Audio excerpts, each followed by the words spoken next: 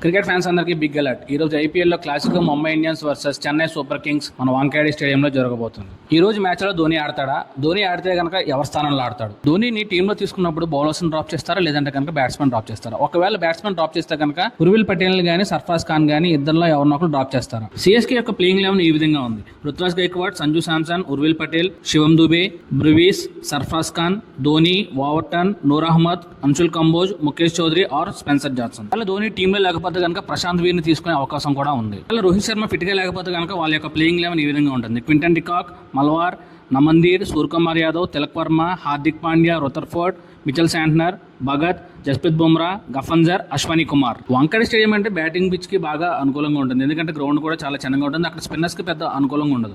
So అందరూ ఏంటంటే కంపల్సరీగా ఒక ఫాస్ట్ బౌలర్స్ మాత్రమే వాళ్ళు హైయెస్ట్ ప్రయారిటీ కింద తీసుకుంటారు. So we will hope we will get 200+ score in this stadium. In the prediction, MI will win this match. ఎందుకంటే MI కి అన్ని డిపార్ట్మెంట్స్ లో CSK కన్నా బాగా పైచే ఉంది. మీరేమంటారో కామెంట్స్ రూపంలో తెలియజేయండి. జై హింద్.